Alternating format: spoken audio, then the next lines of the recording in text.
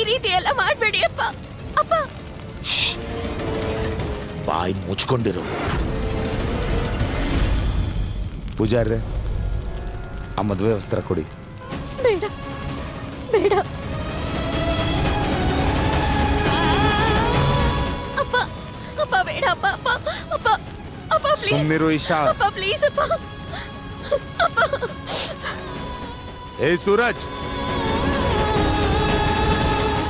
ಈ ವಸ್ತ್ರ ಹಿಡ್ಕೋ, ಹೆಚ್ಚು ಟೈಮ್ ಇಲ್ಲ. ಇಲ್ಲ ಇಲ್ಲ ಸೂರಜ್, ಇದು ತಪ್ಪು. ಸೂರಜ್ ಈ ರೀತಿ ಮಾಡಬೇಡ. ಸೂರಜ್ ಸೂರಜ್ ಹೀಗೆ ಮಾಡಬೇಡ ನೀನು. ಅವ್ರ ಮೂಳೆನ ಟ್ರಾನ್ಸ್ಪ್ಲಾಂಟ್ ಮಾಡಲೇಬೇಕು. ಅದು ಆದಷ್ಟು ಬೇಗ, ಇಲ್ಲಾಂದ್ರೆ ಅವ್ರ ಜೀವನ ಪರ್ಯಂತ ನಡೆಯೋದಕ್ಕೆ ಕಷ್ಟ ಆಗುತ್ತೆ. ನೀವು ಆದಷ್ಟು ಬೇಗ 10 ಲಕ್ಷ ರೂಪಾಯಿನ ಅರೇಂಜ್ ಮಾಡಿ, ನಾನು ಆಪರೇಷನ್ಗೆ ತಯಾರಿಗಳನ್ನ ಮಾಡ್ಕೊಂಡು ನೀವು ದುಡ್ಡು ಕಟ್ಟಲಿಲ್ಲ ಅಂದ್ರೆ ನಾನು ಆಪರೇಷನ್ ಮಾಡೋದಕ್ಕೆ ಕಷ್ಟ ಆಗುತ್ತೆ. ನನಗೆ ಗೊತ್ತು, ನನಗೆ ನನ್ನ ಕೃಷ್ಣನ್ ಮೇಲೆ ಮತ್ತೆ ನಿನ್ನ ಮೇಲೆ ಪೂರ್ತಿ ನಂಬಿಕೆ ಇದೆ. ಅಣ್ಣ ಡಾಕ್ಟರ್ 2 ಸತಿ ಬಂದು ಹೋದ್ರು. ಅವ್ರು ಹೇಳ್ತಿದ್ದಾರೆ ಆಪರೇಷನ್ ಲೇಟ್ ಆದಷ್ಟು ರಿಸ್ಕ್ ಜಾಸ್ತಿ ಅಂತ. ದುಡ್ಡಿಗೆ ಏನಾದ್ರೂ ವ್ಯವಸ್ಥೆ ಆಯ್ತಾ? ನಾನು ನಿಮಗೆ ಮಾತು ಕೊಡ್ತಾ ಇದ್ದೀನಿ, ಇವತ್ತಿಲ್ಲ ಈಗಲೇ ನಾನು ನನ್ನ ಜೀವನ ಪೂರ್ತಿ ಬ್ರಹ್ಮಚಾರಿಯಾಗಿರ್ತೀನಿ.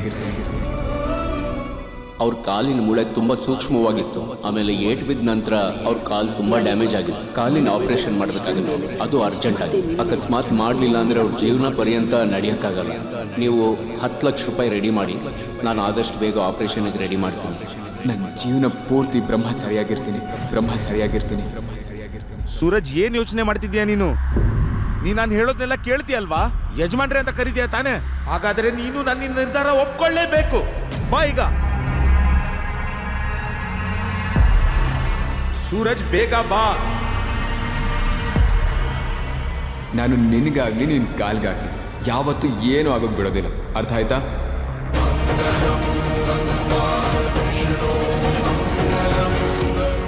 ಸೂರಜ್, ಅಣ್ಣ ಡಾಕ್ಟರ್ 2 ಸತಿ ಬಂದು ಹೋದ್ರು. ಅವ್ರು ಹೇಳ್ತಿದ್ದಾರೆ ಆಪರೇಷನ್ ಲೇಟ್ ಆದಷ್ಟು ರಿಸ್ಕ್ ಜಾಸ್ತಿ ಅಂತ.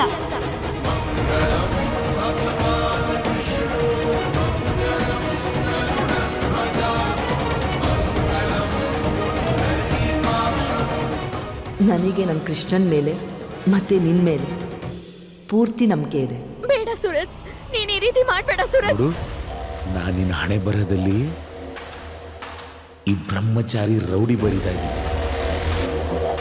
ಈ ಕ್ಷಣದಿಂದ ನಿನಗೆ ಕ್ಷಣ ಕ್ಷಣಕ್ಕೂ ಚುಚ್ತಾನೆ ಇರುತ್ತೆ. ನೀನು ನಿನ್ನ ಅಪ್ಪನ ವಿರುದ್ಧ ಹೋಗಿ ಎಷ್ಟು ದೊಡ್ಡ ತಪ್ಪು ಮಾಡಿದೆ ಅಂತ ಜೀವನ ಪೂರ್ತಿ ಒದ್ದಾಡ್ತಾ ಇರ್ತೀಯ. ನಿನಗೆ ನಿನ್ನ ಹಣೆ ಬರಹ ಮತ್ತೆ ಬರೆಯೋಕೆ ಸಾಧ್ಯ ಇದ್ರೆ ಬರ್ದು ತೋರಿಸು, ನಾನು ನೋಡ್ತೀನಿ ಅದು ಹೇಗೆ ನೀನು ನಿನ್ನ ಹಣೆ ಬರಹ ಬದಲಾಯಿಸ್ಕೊಳ್ತೀಯೋ ಅಂತ. ಮಗಳೇ,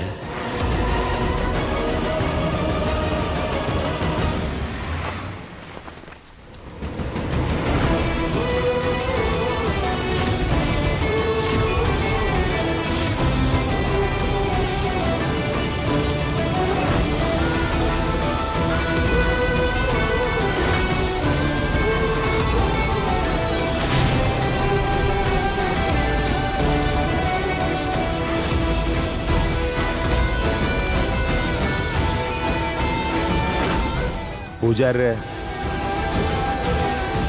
ಸಪ್ತಪದಿ ಶುರು ಮಾಡಿ. ಮೊದಲ ವಚನ, ನಿನ್ನ ಜೀವನದಲ್ಲಿ ಏನೇ ವಿಷಯ ನಡೆದ್ರೂ ಅದೆಲ್ಲದರಲ್ಲೂ ನಾನು ನಿನ್ನ ಜೊತೆನೇ ಇರ್ತೀನಿ. ಇನ್ನು ಮುಂದೆ ಬರೋ ಎಲ್ಲ ಸಂತೋಷ ದುಃಖಗಳನ್ನ ನಾವಿಬ್ಬರು ಒಟ್ಟಿಗೆ ಹಂಚ್ಕೊಳ್ಳೋಣ. 2ನೇ ವಚನ, ನಾವಿಬ್ಬರು ಈಗ ಖುಷಿಯಾಗಿದ್ದೀವಿ. ಅದೇ ಥರ ನಮ್ಮ ಸುತ್ತಮುತ್ತ ಇರೋರ ಜೊತೆನೂ ಯಾವಾಗಲೂ ಖುಷಿಯಾಗಿ ನಗ್ನಗ್ತಾನೆ ಇರ್ತೀವಿ. ನೀವು ಯಾವಾಗಲೂ ನನ್ನ ಜೊತೆ ಪ್ರೀತಿಯಿಂದ ಗೌರವದಿಂದನೇ ಇರಬೇಕು. ಅಜ್ಜಿ, ನೀವು ನೋಡ್ತಿದ್ದೀರಲ್ವ ಏನಾಗ್ತಿದೆ ಅಂತ? ನೀವು ಯಾಕೆ ಸುಮ್ಮನೆ ಇದ್ದೀರಾ? ಅಜ್ಜಿ, ಮದುವೆನ ನಿಲ್ಲಿಸಿ ಅಜ್ಜಿ. ಅವಳಿಗೆ ಇದೇ ಶಿಕ್ಷೆ. ನಿಮ್ಗೆ ಯಾರಿಗೂ ಇಷ್ಟ ಇಲ್ಲ ಅಂತಂದ್ರೆ ಅವಳಿಗೆ ಸ್ವಲ್ಪ ವಿಷ ಕೊಟ್ಟು ಸಾಯಿಸ್ಬಿಡಿ. ಬೆಲ್ಲದಿಂದ ಕೆಲಸ ಆಗೋದಿದ್ರೆ ವಿಷ ಯಾಕೆ ಕುಡ್ಸೋಣ? 3ನೇ ವಚನ, ನೀವು ಯಾವಾಗಲೂ ನನ್ನ ಚೆನ್ನಾಗಿ ನೋಡ್ಕೋತೀರಾ. ನನ್ನ ಯಾವತ್ತೂ ಯಾವುದೇ ಪರಿಸ್ಥಿತಿಯಲ್ಲೂ ಒಬ್ಬಳನ್ನೇ ಮಾತ್ರ ಬಿಡಬೇಡಿ. ನಾನು ಯಾವಾಗಲೂ ನೀವು 4 ಜನಕ್ಕೆ ಸಹಾಯ ಮಾಡಲಿ ಅಂತ ಆಶಿಸ್ತೀನಿ. 4ನೇ ವಚನ, ನಿಮ್ಮ ಇಡೀ ಪರಿವಾರದ ಜವಾಬ್ದಾರಿನ ನಾನು ನನ್ನ ಮೇಲೆ ಹಾಕೋತೀನಿ. ಇನ್ಯಾವತ್ತಿಗೂ ಇನ್ಯಾವ ವಿಷಯಕ್ಕೂ ನನಗೆ ಯಾವುದಕ್ಕೂ ಕಮ್ಮಿ ಅನಿಸ್ಬಾರ್ದು. ನಿಮ್ಮೆಲ್ಲ ಖುಷಿ ದುಃಖಗಳಲ್ಲಿ ಯಾವಾಗಲೂ ನಿಮ್ಮ ಜೊತೆನೇ ಇರ್ತೀನಿ. ಕೊನೆ ವಚನ, ನಮ್ಮಿಬ್ಬರ ಮಧ್ಯ ಇರೋ ಪ್ರೀತಿ ಮತ್ತು ಪ್ರೇಮನ ಯಾವತ್ತೂ ತಡೆಯಾಗೋದಕ್ಕೆ ಬಿಡೋದಿಲ್ಲ. ಇವಾಗಿಂದ ನನ್ನ ಇಡೀ ಜೀವನ ನೀವು ನನ್ನೋರು. ಇವಾಗಿಂದ ನಮ್ಮ ಇಡೀ ಜೀವನ ನಾನು ನಿಮ್ಮೋಳು.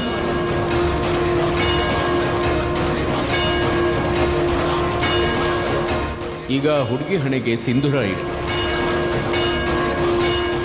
ಸಪ್ತಪದಿ ಇಲ್ಲಿಗೆ ಮುಗೀತು. ಇವತ್ತಿಂದ ನೀವೇ ನನ್ನ ಗಂಡ. ಇವತ್ತಿಂದ ನೀವು ಗಂಡ ಹೆಂಡ್ತಿ.